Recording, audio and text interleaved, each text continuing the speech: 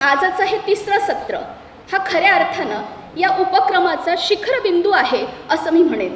कारण आज आपल्यासमोर शिक्षण प्रसारण संस्थेचे कार्याध्यक्ष डॉक्टर संजयजी मालपाणी संवाद साधणार आहेत आणि त्यांचाच परिचय करून देण्यासाठी मी व्यासपीठावर आपणापुढे उभी आहे. विद्यार्थी मित्रांनो, काही व्यक्तींच्या व्यक्तिमत्वात प्रकाश किरणाची अशी झळाळी असते की केवळ त्यांच्या उपस्थितीनंच, त्यांच्या असण्यानंच अवघा अवकाश उजळून जातो. अगदी त्याचप्रमाणे असं कर्तृत्ववान आणि बहुआयामी व्यक्तिमत्व म्हणजे आपल्या शिक्षण प्रसारक संस्थेचे कार्याध्यक्ष डॉक्टर संजयजी मालपाणी आज आपल्याला प्रमुख वक्त्यांच्या रूपात लाभलेले आहेत. विद्यार्थी मित्रांनो, मालपाणी सर हे शिक्षण, समाजसेवा, उद्योग, योग आणि अभ्यास या सर्वच क्षेत्रांमध्ये कार्यरत असलेलं समर्पित असं व्यक्तिमत्व आहे. कॉमर्स, मार्केटिंग आणि फायनान्समधील पदव्युत्तर शिक्षणासोबत त्यांनी बालविकास या विषयात डॉक्टरेट मिळवलेली आहे.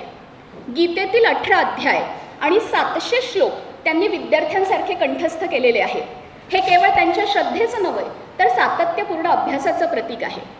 त्यांच्या सहज सोपा यशाचा मार्ग या व्याख्यानमालेच्या तसेच बालसंस्कार, योग, शिक्षण, पालकत्व आणि समाज या विषयावरची 3500हून अधिक व्याख्यानांच्या माध्यमातून हजारो विद्यार्थी, पालक आणि शिक्षक यांना नवीन दिशा मिळालेली आहे. शिक्षण प्रसारक संस्थेचे कार्याध्यक्ष म्हणून नेतृत्व करताना संवेदनशील शिक्षण तज्ज्ञ म्हणून विद्यार्थ्यांच्या भविष्यासाठी ते नेहमीच मार्गदर्शक राहिलेले आहेत. ध्रुव ग्लोबल स्कूलच्या माध्यमातून केवळ पुस्तकी शिक्षण नव्हे तर विद्यार्थ्यांचा सर्वांगीण विकास कसा होईल यावर त्यांनी भर दिलेला आहे. राष्ट्रीय आणि आंतरराष्ट्रीय योग क्रीडा संघाचे उपाध्यक्ष म्हणून त्यांनी योग प्रसारात मोठा वाटा उचललेला आहे. गिनीज बुक ऑफ वर्ल्ड रेकॉर्डमध्ये नोंद झालेली 75 कोटी सूर्य नमस्कार मोहीम, गीता परिवाराच्या 25 राज्यातील शाखा आणि या सर्व कार्याचा गौरव म्हणून संगमनेर पोस्ट विभागानं त्यांचं प्रसिद्ध केलेलं तिकीट हे त्यांच्या कार्याचं खरं मानचिन्ह आहे असं आपल्याला म्हणता येईल. संस्कार ज्योती, मे भी बनू महान, 2 शब्द आईसाठी, 2 शब्द बाबांसाठी ही त्यांची पुस्तकं समाज मनाला स्पर्श करणारी आहेत. मालपाणी उद्योग समूहाचे नेतृत्व करताना सामुदायिक विवाह, संगमनेर फेस्टिवल, योग शिबिर यातून त्यांचे समाज उपयोगी उपक्रम अव्याहतपणे चालू आहेत. विद्यार्थी मित्रांनो, डॉक्टर मालपाणी सरांचं प्रत्येक व्याख्यान म्हणजे अनुभव, अभ्यास आणि सातत्य, आत्मिक ऊर्जा यांचा सुंदर असा मिलाप असतो. आणि आजचं हे व्याख्यान हे केवळ व्याख्यान नसून एक प्रेरणादायी क्षण आहे. आणि हा प्रेरणादायी क्षण प्रत्यक्ष अनुभवण्यासाठी टाळ्यांच्या गजरात आपण त्यांचं सहर्ष स्वागत करूया. मी पुनश्च एकदा उपस्थित मान्यवरांचं स्वागत करते आणि अधिक वेळ न घेता यापुढची सूत्रसंचालकांकडे सोपवते. धन्यवाद. धन्यवाद मॅडम. यानंतर आजच्या कार्यक्रमाचे प्रमुख मार्गदर्शन करण्यासाठी माननीय डॉक्टर संजय मालपाणी यांना नामंजूर करतो.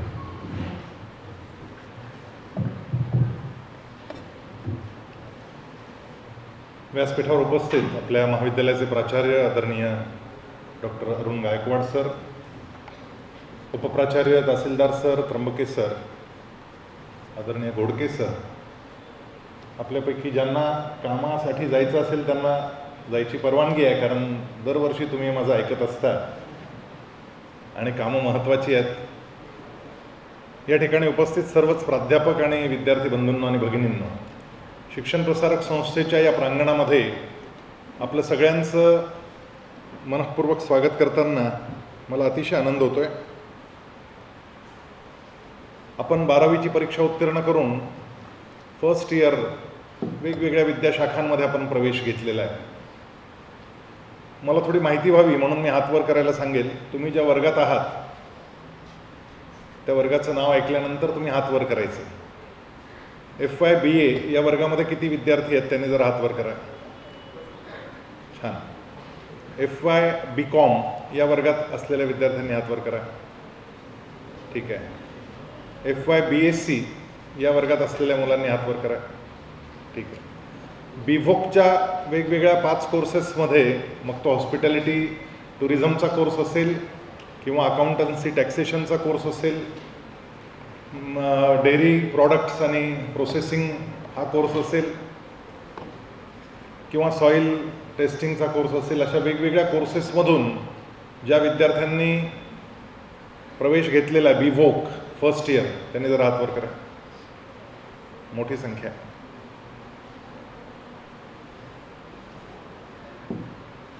मला तुम्हाला एक सांगायचं आहे ते म्हणजे आपण प्रवेश FY ला घेतला आहे, परंतु आपलं अंतिम उद्दिष्ट काय याचं चिंतन आज आपल्याला केलं पाहिजे की मला काय करायचं आहे नेमकं. मी या कोर्सला ॲडमिशन घेतली आहे तर मला माझं ग्रॅज्युएशन पूर्ण होता होता कोणते स्किल्स मला आत्मसात केले पाहिजे. आता ज्या विद्यार्थ्यांनी BVOC ला प्रवेश घेतलेला आहे त्या विद्यार्थ्यांना ही काळजी करायचं कारण नाही, कारण त्यांच्या कोर्समध्येच या सगळ्या गोष्टी अंतर्भूत आहेत. परंतु जी मुलं BA BCom BSc या वर्गांमध्ये आहेत त्या विद्यार्थ्यांसाठी वेगवेगळ्या प्रकारचे सर्टिफिकेट कोर्सेस, छोटे छोटे कोर्सेस असतात. जवळजवळ 60-65 कोर्सेस आहेत, जास्त असतील पण कमी नाहीत. या सगळ्यांच्या संदर्भात आपल्या शिक्षकांना विचारलं पाहिजे की मला यातलं काय करणं जास्त फायद्याचं ठरेल.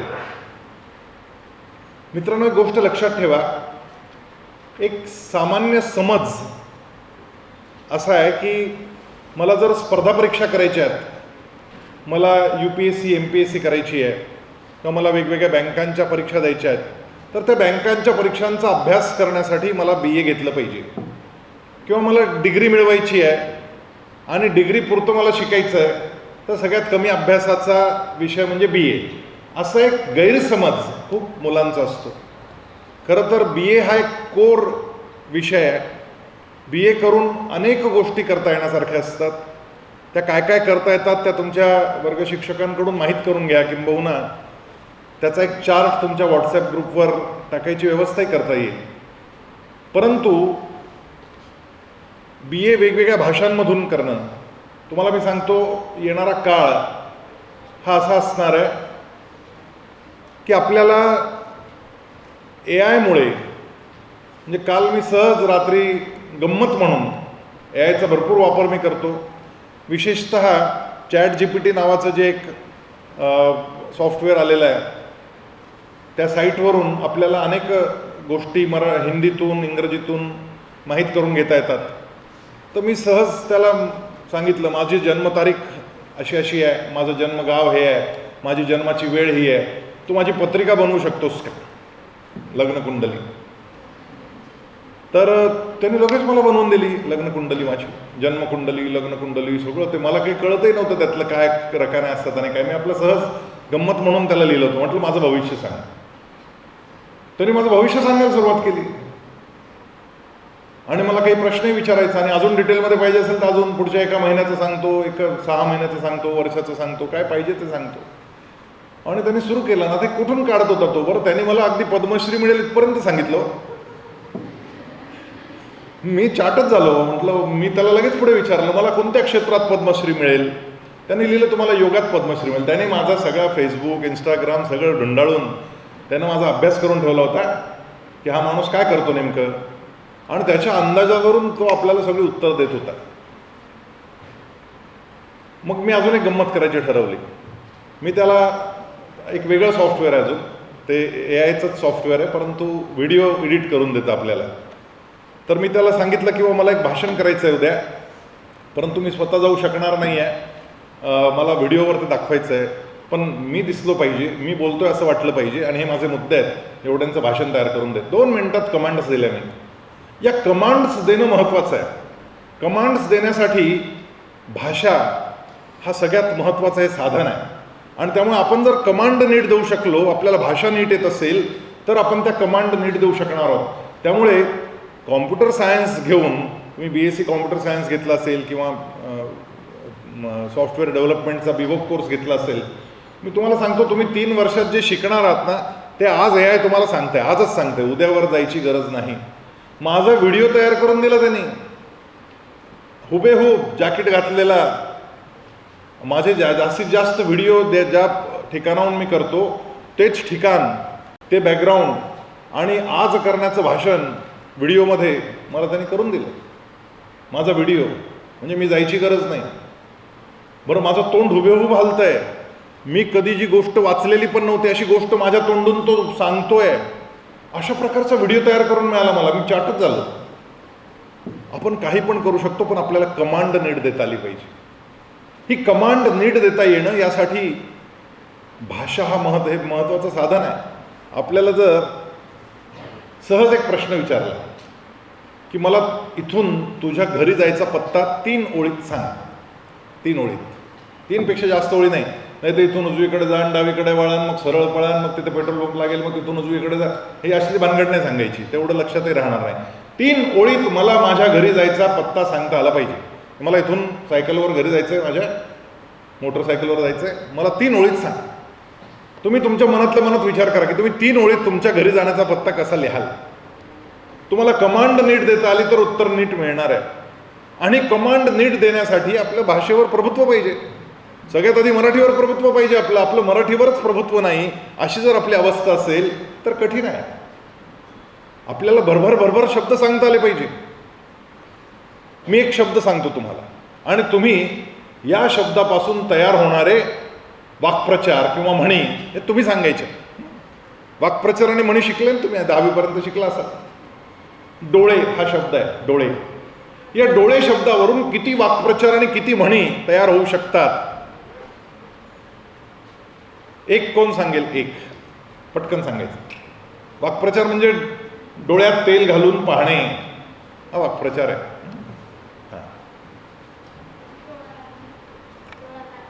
डोळा लागणे, हा डोळा लागणे म्हणजे झोप येणे, बरोबर. अजून? हा, डोळे भरून पाहणे म्हणजे खूप प्रेमानं पाहणं, उत्सुकतेनं पाहणं, खूप छान. हा, अजून? मुलांमध्ये एकही नाही का डोळा? सांगा सांगा पटपट, चला. अरे डोळा मारणे तरी म्हणा ना राव. म्हणजे एवढं येत नसेल तर मग काय काय शिकवणार मी तुम्हाला. कमीत कमी 10-20 भरभर लिहिता आले पाहिजे, किमान 20. हा, डोळे मिचकावणे, डोळे किलकिले करून पाहणे, डोळे उघडणे, डोळे बंद होणे. डोळे बंद होणे म्हणजे काय? झोप लागणे, डोळा लागणे, आणि डोळे बंद होणे म्हणजे काय? गचकला की म्हणतो आपण डोळे बंद, म्हणजे तो मेला. आपल्याला भरभर सांगता आलं पाहिजे. डोळ्यात तेल घालून पाहणे म्हणजे काय?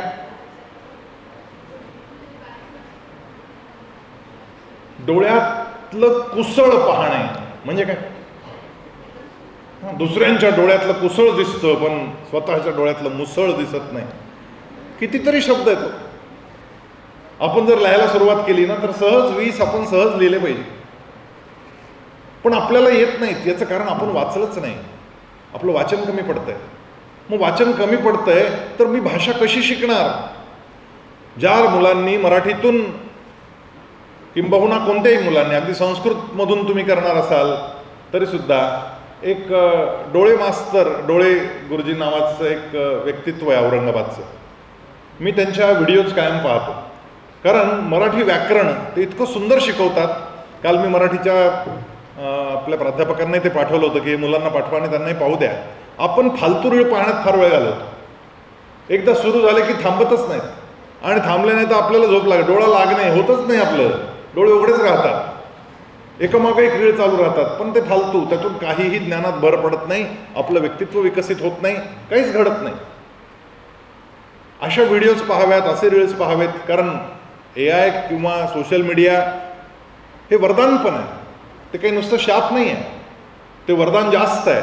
पण आपण उपयोग कसा करतो त्याचा याच्यावर अवलंबून आहे की आपण त्याचा वापर कसा केला आणि किती वाजेपर्यंत केला, किती वेळ केला. आपला स्क्रीन टाईम हा किती आहे? आपला स्क्रीन टाईम वाढता कामा नये. 1.5-2 तासाच्या वर जर तुमचा स्क्रीन टाईम जात असेल तर भयंकर आहे. मग तुम्हाला तुमची झोप होणार नाही. तुम्ही सकाळी भले कॉलेजला याल पण तुमचं मन इथे लागणार नाही, कारण तुम्हाला झोप येत राहणार आहे. त्यामुळे स्क्रीन टाईमवर मर्यादा पाहिजे. आणि तो जो काही 1-1.5 तास मी घालवणार आहे स्क्रीनवर, तो अत्यंत प्रॉडक्टिव्ह असला पाहिजे. मी हे का सांगतोय? कारण मला तुमचं अंतिम उद्दिष्ट काय आहे हे तुम्हाला समजावून सांगायचं. तुम्ही इथे डिग्री घ्यायला नाही आलेला, फक्त डिग्री मिळेल तुम्हाला, आणि डिग्री मिळवणं फार सोपं आहे. डिग्री मिळवण्यासाठी तुम्ही नोट्स काढाल किंवा कोणाचे तरी नोट्स घ्याल, शिक्षक तुम्हाला काही नोट्स देतील, त्याच्यावरून तुम्ही अभ्यास कराल आणि खरंच मन लावून अभ्यास केला तर 15-20 दिवसात डिग्री मिळते. 15-20 दिवसाच्या अभ्यासात डिग्री मिळते. मग तुम्ही इथे कशाला वेळ घालवताय? रोज कशाला इथे येत आहे? तुम्ही रोज इथे येत आहे लायब्ररीत जाण्यासाठी. तुम्ही लायब्ररीत गेलं पाहिजे. काल तुम्हाला लायब्ररी दाखवली का? तुम्हाला फिरवलं का कॉलेज?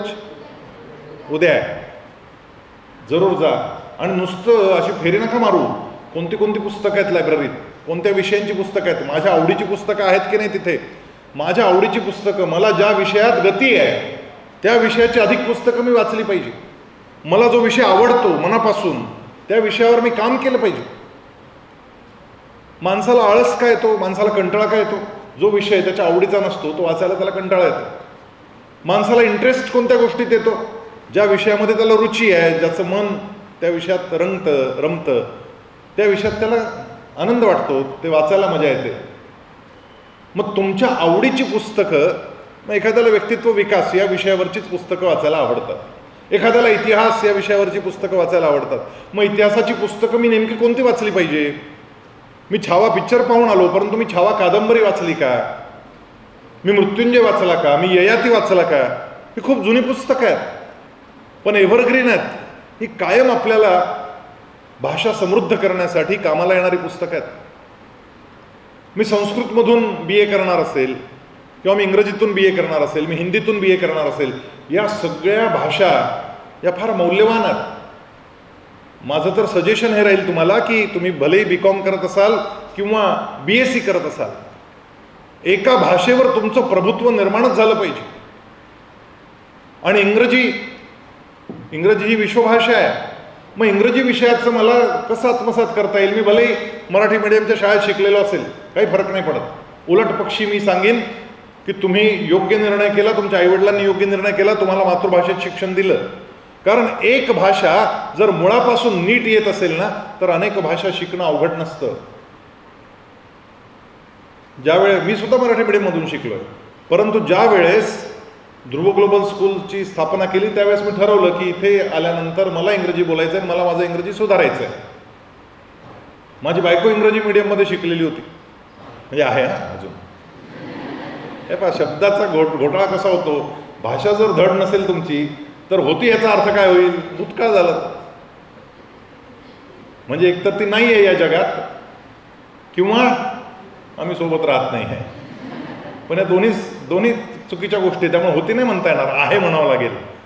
छोटीशी चूक आहे पण फार महागात पडेल मला घरी गेल्यानंतर.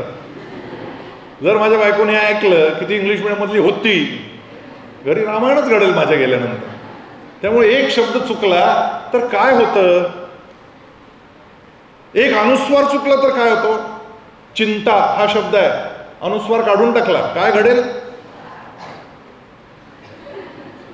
चिंताची जिवंत माणसाला जाळते आणि चिता मेलेल्या माणसाला जाळते. फार फरक आहे. जिवंत असणं आणि मेलेलं असणं एका अनुस्वाराचा फरक आहे. त्यामुळे भाषेवर आपलं प्रभुत्व असलं पाहिजे. मग मी ठरवलं की आपल्याला इंग्रजी शिकायचं आहे. मग मी माझ्या बायकोशी इंग्रजीतून बोलायला सुरुवात केली. माझ्या भरपूर चुका व्हायच्या, ती दुरुस्त करायची.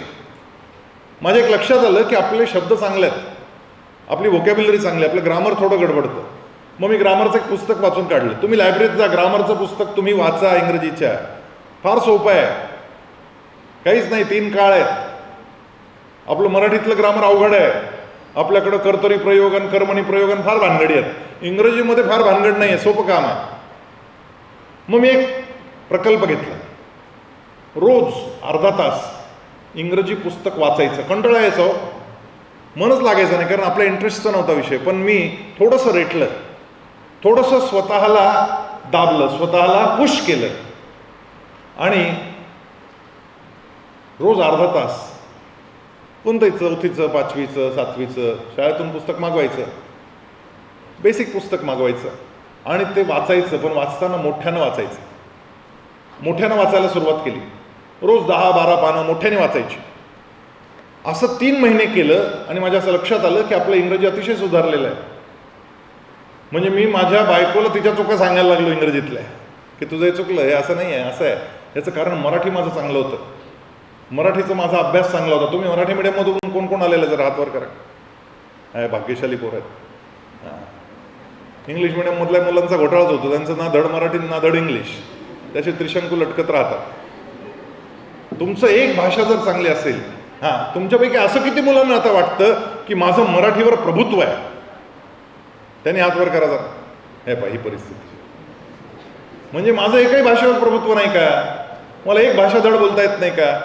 आता मैत्रिणी मित्र असे मिळवा की मी तुझ्याशी इंग्लिशमध्ये, तू माझ्याशी इंग्लिशमध्ये बोलायचं. मी तुझ्याशी हिंदीतून, ते हिंदी मराठी वाद जाऊ दे मरू दे, आपल्याला सगळं शिकायचं. उत्तम हिंदी बोलता आलं पाहिजे. तर मेरकून कायकून इधरकून कायकून शायकून चालू का? तुला धड बोलता येत नाही. अरे तू एवढा मोठा नेता झाला, टी व्हीवर तुझ्या मुलाखती चालतायत आणि तू ऐकून काय क्यू म्हणतो, त्याला काय अर्थ आहे? तुझं ऐकूच काय कमालीचं आहे. आपल्याला हे वय आहे, हे FY SY TY हे 3 वर्ष एखाद्या भाषेवर उत्तम प्रभुत्व मिळवण्याचं हे वय आहे. हे मला करावं लागेल आणि त्यासाठी सगळ्यात आधी मला मराठीवर प्रभुत्व मिळवायचं आहे. मराठीची 10 पुस्तकं या पुढच्या 2 महिन्यामध्ये मी वाचून काढणार आणि त्याची यादी लिहिणार. वर्ग शिक्षकांना दाखवायची यादी. वर्ग शिक्षकांनी लिहून घ्या जरा कोणती 10 पुस्तकं यांनी वाचली. आणि पुस्तकं म्हणजे 21 अपेक्षित नाही वाचायची, बारीक बारीक चांगली जाड पुस्तकं आणायची आणि वाचायची. वेळ लागलं पाहिजे वाचनाचं. मराठीतून वाचा, काही हिंदी पुस्तकं वाचा आणि इंग्रजी लाऊड रीडिंग सुरू करा. इंग्रजी लाऊड रीडिंग तुम्हाला एवढं कामाला येईल. एक सांगतो तुम्हाला मित्रांनो, तुम्ही कितीही हुशार आहात, तुम्हाला किती चांगले मार्क मिळालेत, हे सगळं एका बाजूला टाकलं जातं. आणि एक काळ असा होता ज्यावेळेस त्या रुक्मिणीनं आपल्या नवऱ्याची म्हणजे कृष्णाची तुला करायची ठरवली. तिनं सगळे दागिने सगळे आणले, त्यात एका पारड्यात टाकले, एका बाजूला कृष्ण बसला, पण पारडं काही खाली जाईना. आणि मग सत्यभामा आली आणि ती म्हणाली अरे एवढं करायची गरज नाही. तिनं एक तुळशीचं पान टाकलं आणि पारडं खटकन खाली गेलं. तसंच आहे, तुम्ही इतर अनेक गोष्टी शिका, परंतु इंग्रजी जर तुम्हाला येत नसेल ना तर तुमचं पारडं वर जाणार नाही. तुम्ही खालीच बसलेले राहाल. तुम्हाला इंग्रजी शिकावंच लागणार आहे. त्यामुळे या पुढच्या 3 वर्षामध्ये माझं इंग्रजीवर प्रभुत्व निर्माण झालं पाहिजे.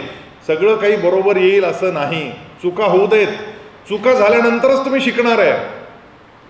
एकदा मुल्ला नसरुद्दीन होता, तो आपल्या गुरुजीला म्हणाला गुरुजी तुम्ही मला सगळं शिकवलं पण मला पोहायलाच शिकवलं नाही. तो म्हणे काय अवघड नाही, चल शिकवतो लगेच. नाही आज नको म्हणाले, आज लगेच काय, कपडे नाही काही नाही सोबत, उद्या. म्हणाला ठीक आहे उद्या जाऊ. दुसऱ्या दिवशी मुल्ला नसरुद्दीन घरी बसलेला होता. गुरुजी आले. चल म्हणाले मुल्ला आपल्याला जायचंय ना शिकायला, पोहायला शिकायचं. हो म्हणाला गुरुजी आज जरा मला दुसरं काम लागलं, आज नाही, आपण उद्या जाऊ. दुसऱ्या दिवशी परत आले गुरुजी. चल म्हणाले. गुरुजी म्हणजे संगमनेर कॉलेजच्याच असणार नक्कीच, सोडतच नाही पोरांना. ते मागच लागले. मुल्ला चलावंच लागेल म्हणाले आज तुला. बरं म्हणे चलतो. त्याने कपड्याची पिशवी घेतली सोबत आणि अर्ध्या रस्त्यात गेला ना. अर्ध्या रस्त्यात गेल्यावर मुलं म्हणाला गुरुजी गुरुजी गुरुजी थांबा थांबा. अहो मला विसरलोच हो, एक काम सांगितलं होतं बायकोनं, मला ते करावं लागेल. मी जरा, आपण उद्या जाऊ. चालेल का गुरुजी? सॉरी आहे. गुरुजी म्हणा ठीक आहे उद्या. असं करता करता 1 आठवडा निघाला. पण गुरुजी काही पिच्छा सोडणारे नव्हते. त्यांनी एक दिवशी मुलाला धरलं आणि म्हणे आज मी नेणारच तुला. आले दोन्ही नदीच्या काठावर. यांनी कपडे बिपडे काढले आणि गुरुजींनी समजावून सांगितलं असं करायचं तसं करायचं. तर मुल्ला गुरुजींना म्हणाला गुरुजी एक काम करू आपण, मी आधी पोहायला शिकतो तुमच्याकडून आणि मग मी पाण्यात उतरतो. काय म्हटला? मी आधी पोहायला शिकतो, तुम्ही मला फक्त सांगा आणि मग नंतर मी पाण्यात उतरतो. गुरुजींनी बरंच समजावून सांगितलं. तो म्हटला नाही इतक्यात कसं काय शिकणार, आता घरी जाऊन प्रॅक्टिस करतो अशी अशी हात करायची. अरे म्हणे मुल्ला तू पाण्यात उतरल्याशिवाय हे शक्य नाही.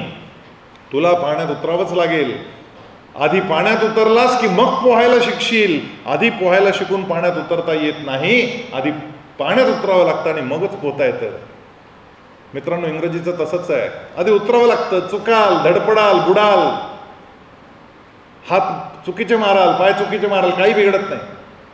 पण आपला एक मित्र एक मैत्रीण अशी शोधून काढा जे आपल्या सगळ्या चुका पोटात घालील आणि बोलत राहा. चुकीचं का होईना पण बोलत राहा. एक दिवस असा येईल की तुम्ही अस्खलित बोलायला लागाल आणि याला 3 महिन्यापेक्षा जास्त वेळ लागणार नाही. त्यामुळे या भाषा शिका. या भाषा शिकलात तर पुढचा जो काळ आहे AIचा त्याला कमांड देणं तुम्हाला शक्य होणार आहे.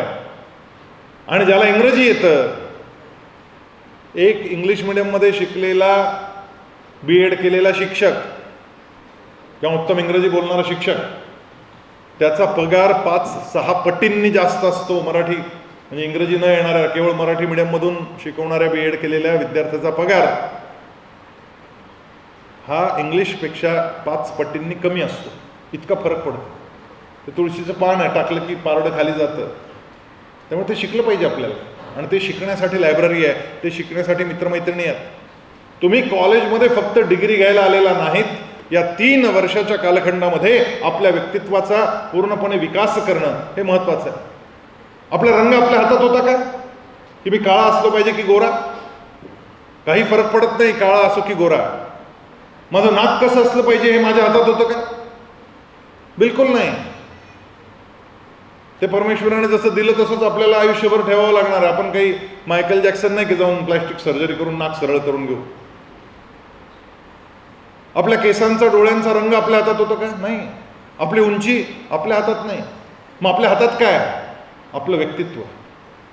शिवरायांचे कैसे चालणे, शिवरायांचे कैसे बोलणे, शिवरायांचे सलगी देणे कैसे असे, शिवरायांचे 8वावे रूप, शिवरायांचा 8वावा प्रताप, शिवरायांचा 8वावा साक्षेप भूमंडळी, असं छत्रपती शिवाजी महाराजांच्या विषयी लिहिलं गेलं. शिवरायांचे कैसे चालणे. मी चालतो कसा? कठीण आहे. तो चालतो असा की असं वाटतं आत्ताच झोपेतून उठला की काय, असा मरगळलेला, याच्या तोंडावरची माशी उडेना, केस नीट विंचरलेले. केस आपल्या हातात नाहीत, पण केस विंचरणं आपल्या हातात आहे की नाही? आपलं व्यक्तित्व या गोष्टींनी घडतं. आपण चालतोय कसं, आपण सलगी कशी देतो, आपण सेकंड कसं करतो. सेकंड करताना असा लुळा हात देतात लोक हातात. अरे सेकंड कसं आत्मविश्वासानं केला पाहिजे, कसं चाललं पाहिजे छान छाती काढून, असा गवाळ छाप चालला हा. याचं कारण हा व्यायाम कधी करतच नाही. याचे खांदे झुकले, याची पाठ वाकडी झाली, कारण याने व्यायाम केला नाही. हा खेळायला गेला नाही मैदानावर कधीच. इथे एवढं प्रचंड मोठं मैदान आहे, 400 मीटरचा ट्रॅक आहे. एक संकल्प केला पाहिजे की मी कॉलेजमध्ये आलो की आल्याबरोबर 5 राऊंड मारल्याशिवाय कॉलेजला वर्गात जाणारच नाही. आणि त्याच्यासाठी म्हणजे वर्गात वेळेवर गेलं पाहिजे, नाही तर तुम्ही म्हणाल बरं झालंय सांगितलं, आता आम्ही राऊंडच मारत बसतो. तितकं आधी आलं पाहिजे. आणि तेव्हा आधी येणं शक्य नसेल, बस नसेल, तर जाण्याच्या आधी कुठेतरी ॲडजस्ट करून मोकळा वेळ आहे, पळा, मैदानावर जा, खेळा, व्यायाम करा. तिथे जिम आहे, ओपन जिम आहे. आता तर आपलं यावर्षी छान जिम्नॅशियम नवीन सुरू होईल. कोणत्या तरी एका खेळात आपण असलं पाहिजे. काही पण खेळ खेळा, दोरी उड्या खेळा, काही बिघडत नाही. योगासनं करा. कोणत्या तरी एका खेळात तुम्हाला नैपुण्य मिळालं पाहिजे. या महाविद्यालयाला सर्वाधिक बक्षिसं मिळतात. पुणे विद्यापीठाच्या कार्यकक्षेमध्ये खेळाची सर्वाधिक बक्षिसं मिळतात, कारण इथली मुलं खेळतात. आणि बक्षिसं किती मिळाली हे महत्त्वाचं नाही आहे, त्याहीपेक्षा जास्त महत्त्वाचं मैदानावर मी गेलो की नाही. मेडल मिळालं ठीक आहे, त्याच्यातूनही खूप मोठं करिअर आहे बरं का. सध्या तुमच्या माहितीसाठी सांगतो, याच महाविद्यालयात शिकणाऱ्या मुलांनी नॅशनल गेम्समध्ये स्वतःच्या स्किल्सचा वापर करून मेडल्स मिळवली आणि त्यांना स्टेट गव्हर्नमेंटकडून 5-5, 7-7 लाख रुपयांच्या स्कॉलरशिप्स मिळालेल्या आहेत. तुम्ही नॅशनल गेमचं एक मेडल घ्या, तुम्हाला 5 लाख 7 लाख रुपये बक्षीस मिळतं राज्य सरकारकडून. आणि नुसतं इतकंच नाही, नोकऱ्यांमध्ये 5% आरक्षण मिळतं. जर तुम्ही नॅशनल गेममध्ये खेलो इंडिया युनिव्हर्सिटी गेम्समध्ये खेळलेलं असाल, तुम्हाला आरक्षण आहे 5%चं. ओपन कॅटेगरीतला असला तरी आरक्षण मिळतं, खेळाचं आरक्षण. सोपं नाही.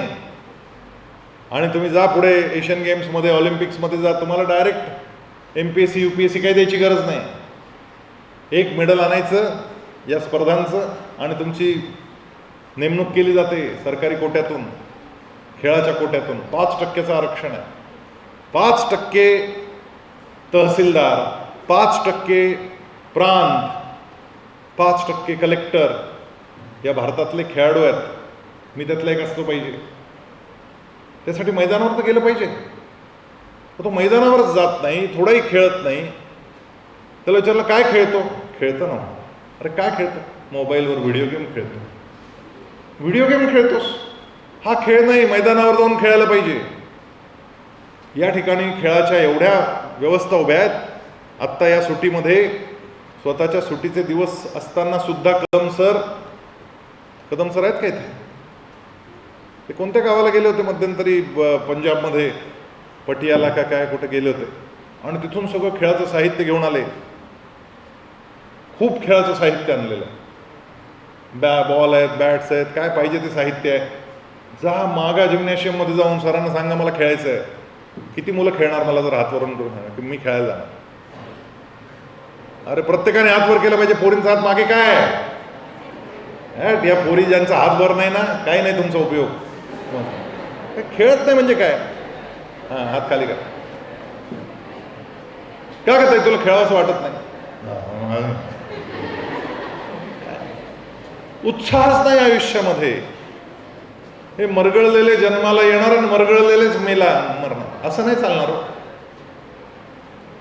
इतक्या चांगल्या कॉलेजमध्ये तुम्ही आलाय, या हॉलमध्ये रोज काही ना काही कार्यक्रम चालतो. मला सांगण्यात आलं 11 वाजेपर्यंत आवरा, कारण 11ला पुढचा कार्यक्रम आहे. कारण 15 मिनिटात मी आवरणार आहे, पण 15 मिनिटात तुमचं डोकं मला जरा झिंजाळून काढायचं आहे. तुम्ही या कॉलेजमध्ये कशाला आलेला आहात? तर उत्तम खेळाडू बनण्यासाठी आलाय, उत्तम वाचक बनण्यासाठी आलाय, व्यक्तिमत्वाचं विकसन करण्यासाठी. रोज व्याख्यानं चालतात. असला वेळ काहीतरी कार्यक्रम चालू आहे की येऊन बसा, काहीतरी कानावर पडत आहेत. नवनवीन कानावर पडत राहिलं की आपलं व्यक्तित्व विकसित होतं. लायब्ररीत जा, वाचा भरपूर पुस्तकं, आणि सगळ्यात महत्त्वाचं म्हणजे भरपूर मित्र मिळवा. शेवटी मित्र कामाला येणार आहेत आपल्याला. इथं आलेल्या प्रत्येकाला किमान 25-25 मित्र पाहिजे, आणि चांगले मित्र पाहिजे. चांगले म्हणजे कसे? काही काही वाईट मित्र पण असतात, ते फार टाइमपासच करतात तुमचा. तुमच्याशी इंग्रजीतून बोलणारा एक मित्र पाहिजे, तुमच्याशी हिंदीतून बोलणारा एक मित्र पाहिजे, तुमच्याशी मराठीतून बोलणारा एक मित्र पाहिजे, तुमच्याबरोबर अभ्यासाची चर्चा करणारा एक मित्र पाहिजे, तुमच्याबरोबर वाचलेल्या पुस्तकांची चर्चा करणारा मित्र पाहिजे, तुम्हाला मैदानावर खेचून नेणारा एक मित्र पाहिजे. तुम्हाला NCC मध्ये, NSS मध्ये कमवा शिका ही योजना इतकी महत्त्वाची योजना आहे. कॉलेजमध्ये आला आणि कमवा शिकत नाही गेला, त्याने आयुष्य बर्बाद केलं त्याचं. या ठिकाणी कॅन्टीन आहे, तिकडे एक कॅन्टीन आहे, तिकडे एक कॅन्टीन आहे. तुम्हाला उद्या फेरी मारतील तेव्हा दाखवतील, किंवा तुम्ही पाहुणे आला असाल कारण ते दाखवावं लागत नाही, ते लगेच दिसतं. पण तुम्हाला एक सांगतो, या कॅन्टीनमध्ये जायचं असेल तर स्वकमाईच्या पैशांनीच खायचं. आईवडिलांच्या जीवावर नाही खायचं. तिथे जाऊन आईवडिलांच्या जीवावर तुम्हाला कॉलेजला यायला पैसे मिळत आहेत, बसचे पैसे मिळत आहेत, पण इथे येताना डबा घेऊन यायचा आपल्या घरचा, आणि इथे खायचं असेल तर तासभर काम करायचं. 1 तास तुम्ही कमवा शिकामध्ये काम केलं तर तुम्हाला काहीतरी 55-60 रुपये मिळतात. किती रुपये मिळतात? 55 रुपये की 60 रुपये? काहीतरी 60 रुपये मिळतात. 60 रुपये.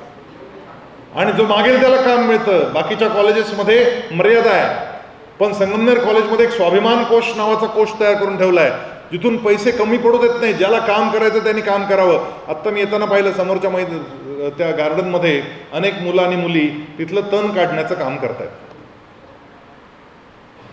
काहींना झाडू काढायचं काम मिळेल, काहींना म्हणजे हे एकच काम तुम्हाला रोज नाही मिळणार.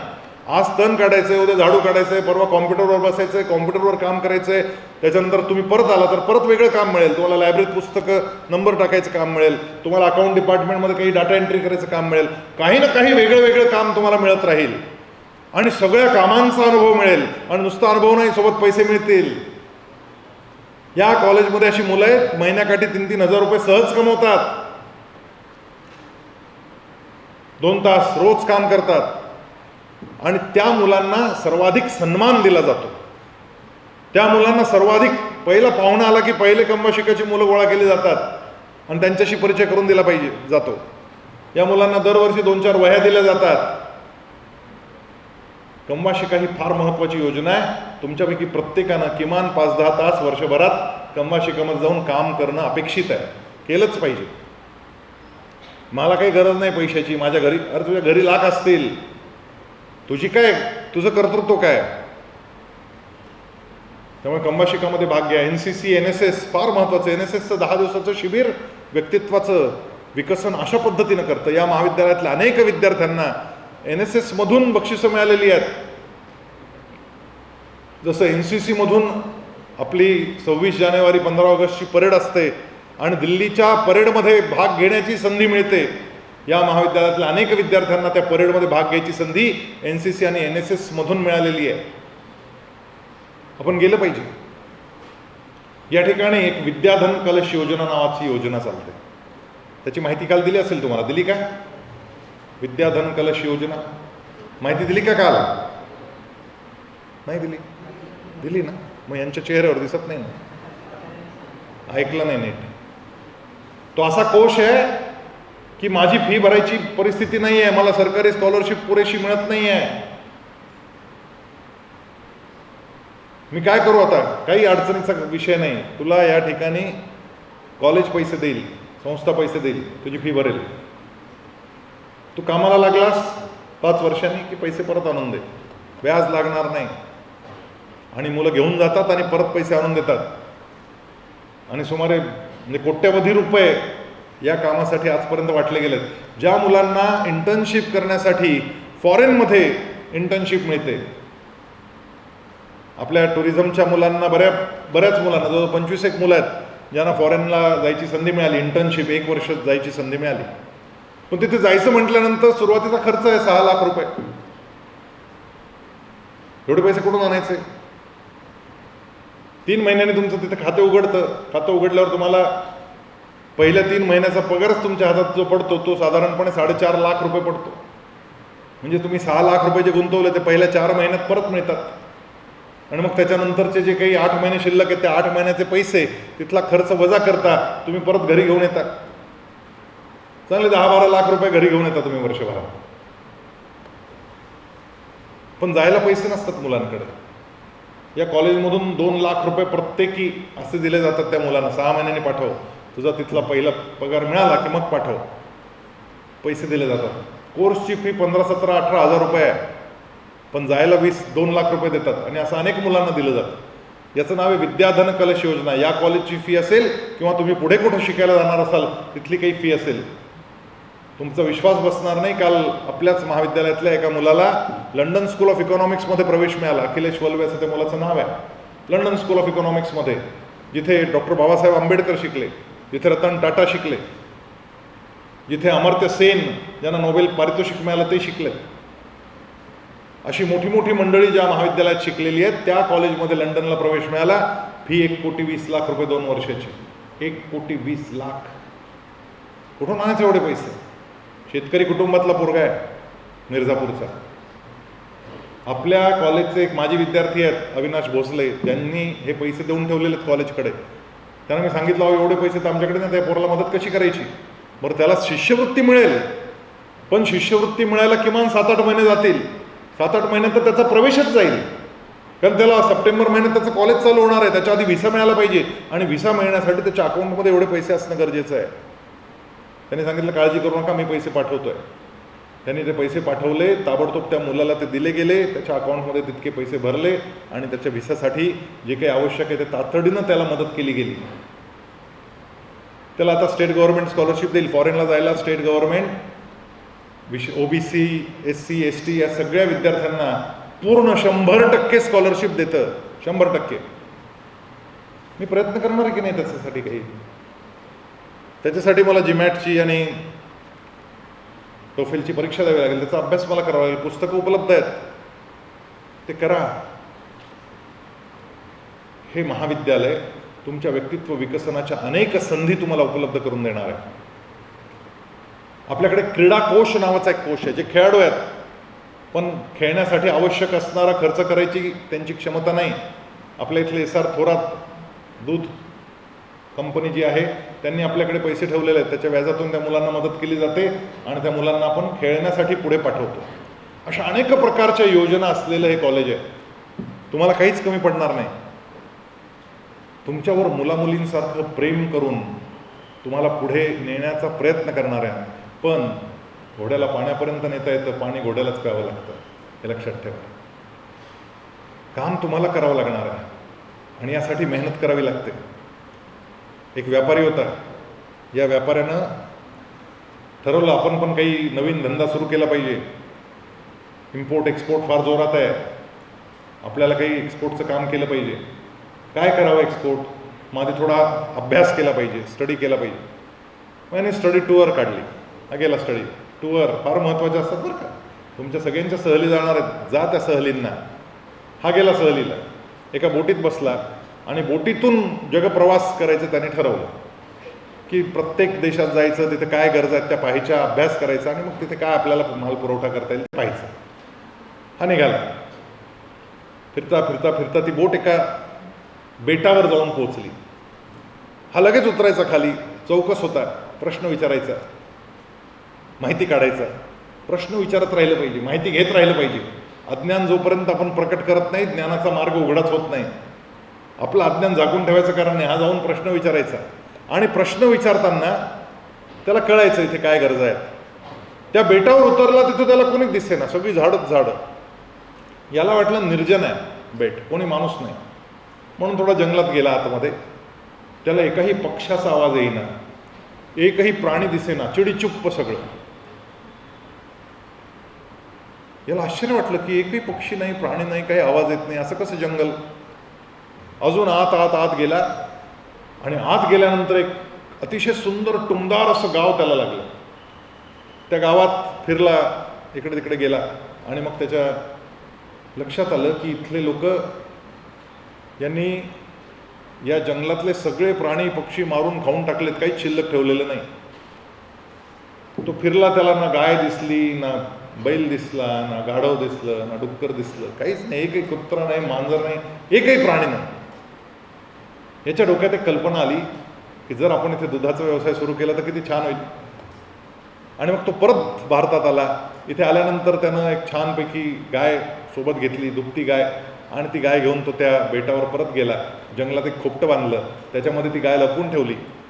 दुसऱ्या दिवशी दूध काढलं आणि आता हे दूध द्यायचं कसं, कोणाला द्यायचं, कोणाला विकायचं. कोणाला आधी थोडं फ्री सॅम्पल दिलं पाहिजे. आणि म्हणून त्या नगरीचा जो राजा होता, त्या राजमहालात जाऊन त्यानं त्या राजाची गाठ घेतली आणि सांगितलं, महाराज हे तुम्ही पिऊन पहा. काय म्हणाल? त्यांनी असं ते हलवून पाहिलं. महाराज हे दूध आहे म्हणाल. कोणत्या फळाचं ज्यूस आणलं म्हणा.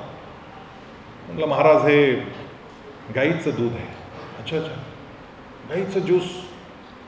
त्याने पिऊन पाहिलं आणि अतिशय मधुर लागलं, इतकं आवडलं त्याला. त्यांनी टाळी वाजवली, खजांजीला बोलवलं, हे खजांजी याला 100 सोन्याच्या मोहरा दे म्हणा. 100 सोन्याच्या मोहरा, एक ग्लास दुधाच्या. अरे काय रेट निघाला दुधाचा. आपण भारतात उगीच 40 आणि 50 रुपयाला विकतो, तिथं एवढा रेट मिळाला. त्याचा उत्साह वाढला.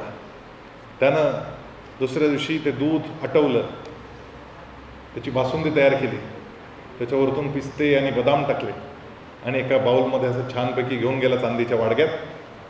महाराज आज हे चाखून पहा. काय म्हणाले? पल्प दिसतं म्हणे, पल्प. कोणत्या फळाचं पल्प आहे? कोणाला? महाराज गाईचंच. गाईचं पल्प, वा वा. त्याने चमच्याभर खाऊन पाहिलं, आ हा हा हा हा, स्वर्गीय आनंद मिळाला त्याला. एवढी छान चव आयुष्यात त्यानं कधी घेतली नव्हती. आणि मग त्यानं खजांजीला बोलावलं. खजांजी म्हणाला 200 सोन्याच्या मोहरा द्या. खजांजी म्हणाला एवढंच दिलं, 200 सोन्याच्या मोहरा. आता तो बिचारा कामाला माणूस, त्यानं जाऊन तिजोरी उघडली, 200 सोन्याच्या मोहरा आणल्या आणि त्याला देऊन टाकल्या. त्याने उत्साह वाढला. तिसऱ्या दिवशी त्यांनी रसगुल्ले तयार केले. दुधामध्ये लिंबू पिळला, त्याचं छेना बनवला आणि छानपैकी रसगुल्ले तयार केले. तिसऱ्या दिवशी महाराज रसगुल्ले. अरे म्हणाले फळं आणली. कोणत्या झाडाची फळं आणली? कोणी? महाराज गाईचंच आहे. हा म्हणे कमाल आहे. त्यानं एक रसगुल्ला खाल्ला आणि त्याच्या तोंडात पाणी. वा वा वा वा म्हणाला, काय जबरदस्त आहे चव. खजांजी 500 सोन्याच्या मोहरा द्या. खजांजी आला, म्हणाला महाराज एक सांगू का?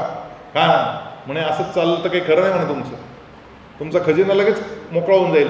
यापेक्षा एक काम करा ना, यापेक्षा तुम्ही ते झाडच विकत घेऊन टाका. हा म्हणाले कल्पना मस्त आहे. केवढ्याला देणार म्हणे गाय? म्हणे महाराज मी काय सांगू, तुम्हीच सांगा. त्यांनी सांगितलं चल 10,000 सोन्याच्या मोहरा दिल्या. 10,000 सोन्याच्या मोहरा दिल्या गेल्या आणि सैनिकांना सांगितलं गेलं गाय ताब्यात घ्या. सैनिकांनी गाय ताब्यात घेतली. दुसऱ्या दिवशी महाराजांचा मूड झाला. महाराजांनी लगेच प्रधानाला आदेश केला, प्रधानजी ज्यूस मागव, गाईचं ज्यूस. प्रधानाने लगेच सेनापतीला सांगितलं, सैनिक पाठवा. सेनापतींनी लगेच सरदाराला सांगितलं, सरदार सैनिक पाठवा. सैनिक पाठवले. सैनिक धावत पळत गेले. जिथं ती गाय ठेवली होती तिथं दुसरे सैनिक होते. त्यांनी सांगितलं महाराजांनी ज्यूस मागवलं. आहे महाराज ज्यूस पिना? हो. भांड आणलंय.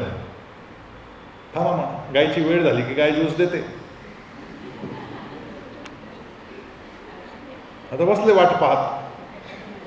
थोड्या वेळाने गायची वेळ झाली. त्यानं शेपूटवर केलं. त्याने लगेच भांड धरलं.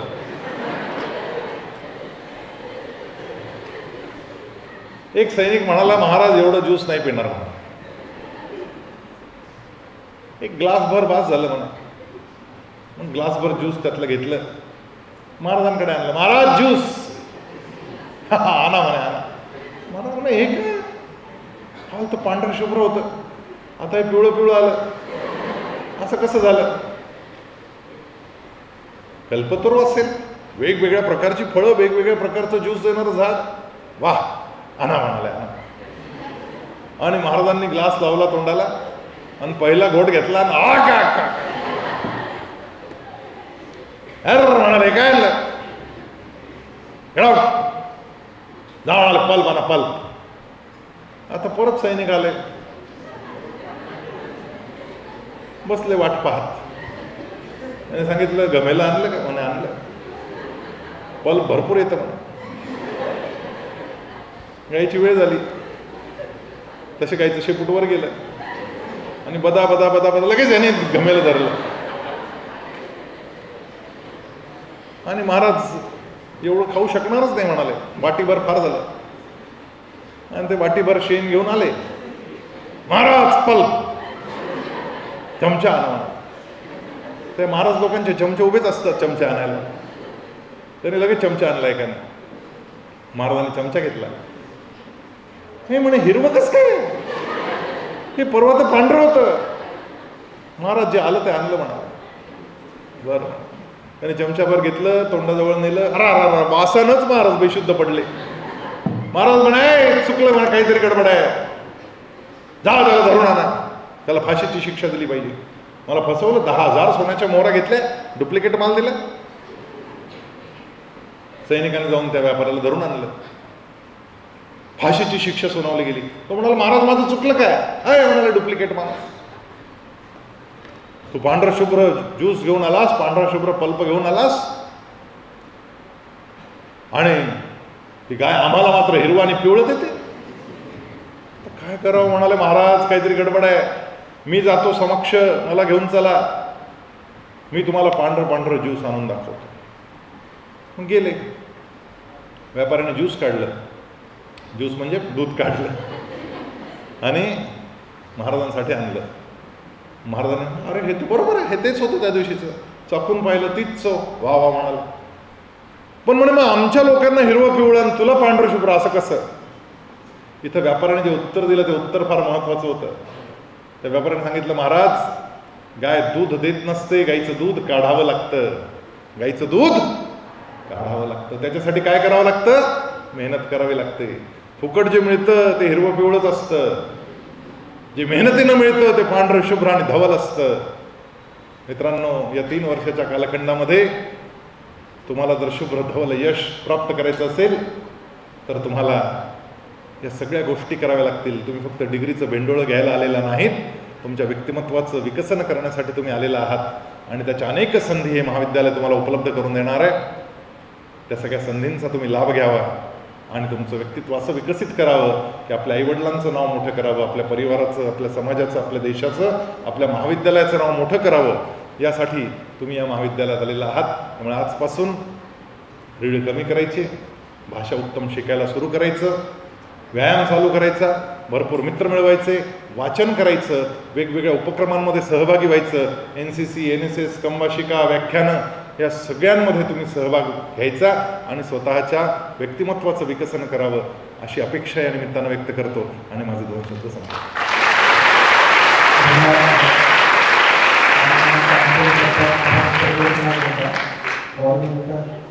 प्राध्यापक डॉक्टर भोईटे सर यांना मी मंचावर आमंत्रित करतो. मित्र, अधिक वेळ न घेता माननीय कार्याध्यक्ष डॉक्टर संजयजी मालपाणी सरांनी आपल्याला आपल्या ओघवत्या वाणीतून एक प्रेरणादायी असं संदेश दिलेला आहे. आपण त्यानुसारच अनुसरण करूया आणि डिग्री घेताना त्यांचे शब्द तुमच्यासोबत राहतील याची दक्षता घेऊया. सरांनी आपल्याला हे वेळ दिल्याबद्दल मी महाविद्यालयाच्या वतीने त्यांचा आभार मानतो. तसंच सर्व प्राध्यापक, मान्य प्राचार्य यांचेही आभार मानतो. आणि आपण सर्वांनी इथे उपस्थित राहून सरांचं भाषण ऐकलं, मार्गदर्शन तुम्हाला निश्चितच उपयोगी ठरणार आहे. Thank you sir.